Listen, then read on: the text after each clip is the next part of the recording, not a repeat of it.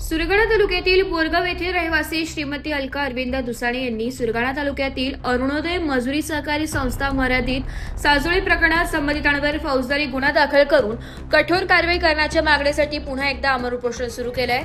अनेक वेळा तक्रारी करूनही कोणतीही ठोस कार्यवाही न झाल्याने न्यायासाठी उपोषणाचा मार्ग स्वीकारल्याचं त्यांनी सांगितलंय। यावेळी तुषार पोतदार यांनी गंभीर आरोप करत सांगितलंय की अरुणोदय लेबर सोसायटीचे बनावटीकरण करण्यात आले असून मयत व्यक्तींच्या नावाने खोट्या सह्या आणि बनावट अंगठ्यांचे ठसे वापरून संस्था स्वतःच्या नावावर करण्यात आली आहे। या संपूर्ण प्रकरणात काही शासकीय अधिकाऱ्यांचेही संगनमत असल्याचा आरोप त्यांनी केलाय।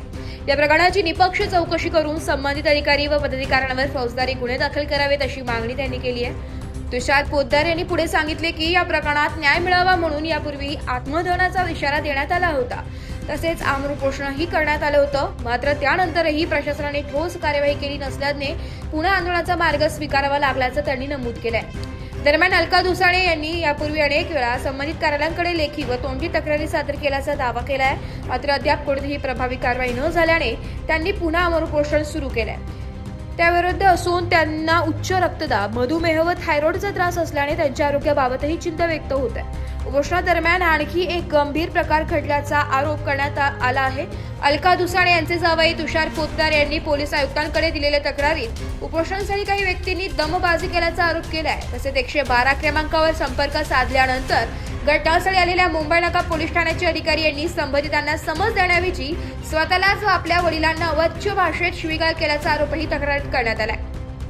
या घटनेची सखोल चौकशी करून संबंधितांवर कारवाई करण्याची मागणी करण्यात आली आहे। या संपूर्ण प्रकरणामुळे सहकारी संस्थांच्या कारभारावर प्रश्नचिन्ह निर्माण झाले असून प्रशासन या गंभीर आरोपांची चौकशी करून काय भूमिका घेते याकडे सर्वांचे लक्ष लागले आहे। प्रशासनाने 2 दिवसांच्या आत या प्रकरणात ठोस व कायदेशीर कारवाई करून न्याय न दिल्यास आत्मदहन करण्याचा इशारा आंदोलनकर्त्यांनी दिला। या ऑफिसच्या काही अधिकारी, काही सहाय्यक निबंधक ऑफिसचे अधिकारी यांच्या संघटनाने ती सोसायटी त्यांच्या नावावर केलेली आहे। आज मी या ठिकाणी 4 वेळा आमरण उपोषण केलं, त्यानंतर एकदा आत्मदहन पण केलेलं आहे। पण त्यांनी मला दरवेळेस फक्त लेखी आश्वासन दिले, दर महिन्याला आम्ही गुन्हा दाखल करू, पण त्यांच्यावर कोणाचा राजकीय काही वरद हस्त आहे का काय आहे असं मला काही। आज रोजी सुद्धा माझ्या सासूबाईंना त्यांनी बळजबरी दवाखान्यात घेऊन आज पण हे उपोषण हे करण्याचा प्रयत्न केला, खंडित पाडण्याचा प्रयत्न करत होते पोलीस लोक। SP ऑफिस स्वामी सरांना भेटायला गेलो असल्यामुळे तिथून आलो, त्यानंतर इथे माझ्या सासूबाईंना बोलवलं। आज रोजी मी उपोषणकर्त्यांच्या बाजूने असं बोलत आहे की 2 दिवसापासून त्यांनी अन्न पाणी कुठलेही काही घेतलेलं नाही आहे, त्याच्यामुळे त्यांच्या बाजूने मी आज बोलतोय। जोपर्यंत त्या लोकांवर गुन्हा दाखल होत नाही तोपर्यंत मी आमच्या सासूबाई या उपोषणाला ठाम आहे। यापुढील भूमिका अशी आहे, जोपर्यंत त्यांच्यावर गुन्हे दाखल होत नाही तोपर्यंत हे उपोषण चालूच राहणार आहे।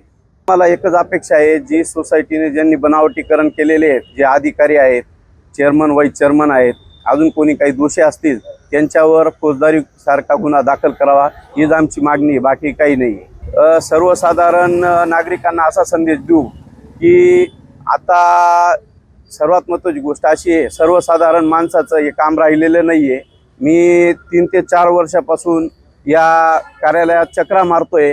आत्तापर्यंत माझा किती खर्च काय झाला हा मलाच माहिती आहे, कारण की 3 ते 4 वेळा इथे माझं उपोषण झालं।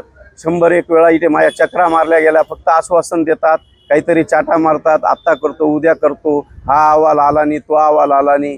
त्यांचे सर्व अहवाल आहेत माझ्याकडे, ते मी पुराव्यानिशा देणार आहे। अरुणोदय मजूर सहकारी संस्था नेमक्या कोणत्या तक्रारी आपल्याकडे प्राप्त झाल्या आहे आपल्या कार्यालयात?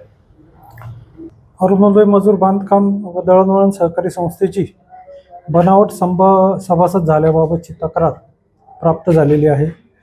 त्यात चौकशी अहवालाच्या आधारे आम्ही सरकारी वकिलांचं मार्गदर्शन घेण्यासाठी जे मार्गदर्शन मागितलं होतं ते मार्गदर्शन आज आम्हाला प्राप्त झालेलं आहे।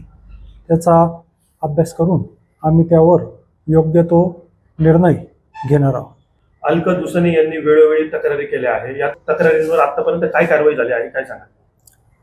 त्यांच्या तक्रारीवर चौकशी अहवाल आलेला आहे आणि महाराष्ट्र सहकारी संस्था अधिनियम 1960 चे कलम 11 अन्वये सभासदत्व ठरवण्यासंबंधीची सुनावणी ही सहाय्यक निबंधक सहकारी संस्था सुरगाणा या कार्यालयामध्ये सुरू आहे. सध्या चौकशी कोणत्या टप्प्यावर आहे आता सध्या? सुरुवातीला 2 सुनावण्या झालेल्या आहेत. त्यामध्ये पहिल्या सुनावणीला कोणीच हजर नव्हते आणि दुसऱ्या सुनावणीला काही सभासद हजर आहेत.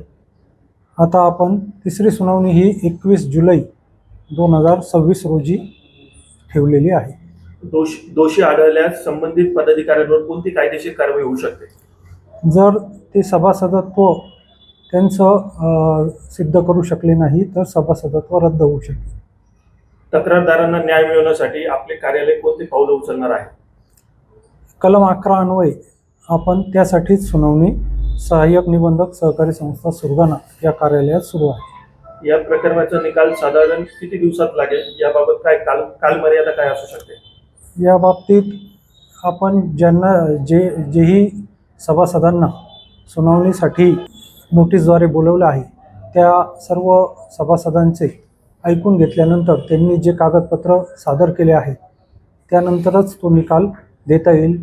या गोष्टीसाठी आपल्याला नैसर्गिक न्यायतत्वाचे पालन करून सर्वांना योग्य ती संधी देणे गरजेचे आहे. ब्युरो रिपोर्ट नाशिक लोकशाही न्यूज नाशिक.